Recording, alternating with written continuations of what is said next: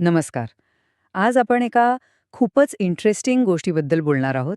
लहान मुलांना हे जे कम्युनिकेशनचं गुंतागुंतीचं जग आहे, ते किती सोप्या आणि मजेशीर पद्धतीने शिकवता येतं, हे आपण आज पाहणार आहोत.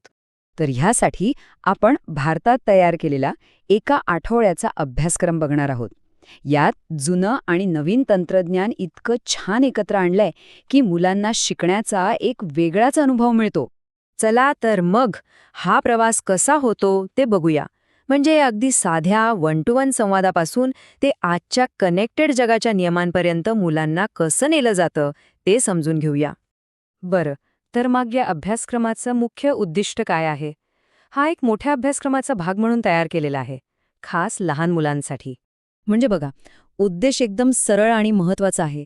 मुलांना फक्त माहिती नाही द्यायची, तर सुरुवातीपासूनच चांगल्या आणि जबाबदार सवयी कशा लागतील हे बघायचंय. तर आठवड्याची सुरुवात होते थेट प्रॅक्टिकल अनुभवातून. कम्युनिकेशन म्हणजे काय हे त्यांना प्रत्यक्ष कृतीतून शिकवलं जातं, पुस्तकातून नाही. आणि गंमत बघा, हे किती हुशारीनं केलंय. म्हणजे कोणतंही कम्युनिकेशनचं साधन दाखवण्याआधीच मेसेज एकाकडून दुसऱ्याकडे जाताना कसा बदलू शकतो हे मुलांच्या लक्षात आणून दिलं जातं. आणि ही अख्खी प्रोसेस इतक्या सोप्या स्टेप्समध्ये विभागली आहे की लहान मुलांना पत्र पाठवणं म्हणजे काय हे लगेच समजतं. पत्र लिहिण्यापासून ते पोस्टमॅनच्या हातून घरी येण्यापर्यंत सगळं काही. हा जो प्रयोग आहे ना, तो सायन्सला थेट जादूमध्ये बदलतो.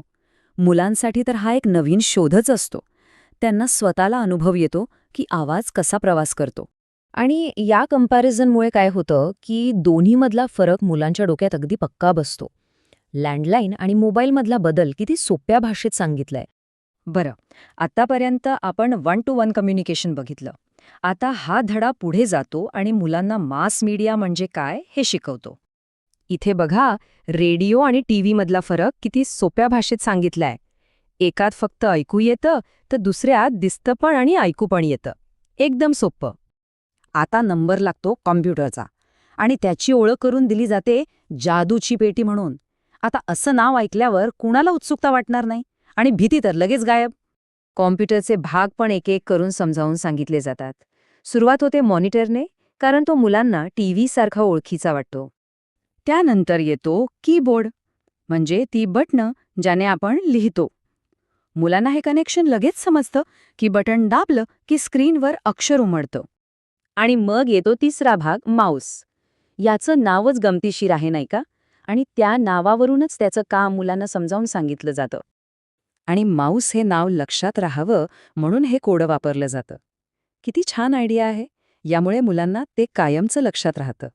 तर आठवड्याच्या शेवटी आपण येतो प्रिंट मीडियाकडे. आणि सगळ्यात महत्त्वाचं म्हणजे या सगळ्या साधनांचा वापराच्या नियमांकडे. ही टाईमलाईन बघितली की लक्षात येतं की पूर्ण आठवडा किती पद्धतशीरपणे प्लॅन केलाय.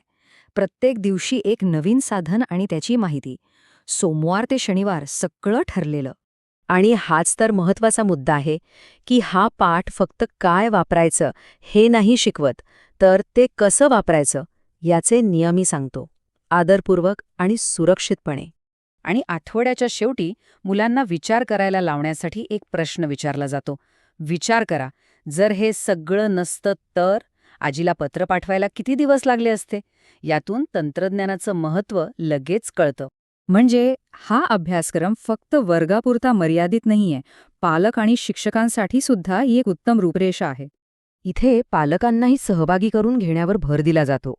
कारण ज्या गोष्टी शाळेत शिकवल्या जातात त्या घरी पक्क्या झाल्या तरच त्याचा खरा उपयोग होतो.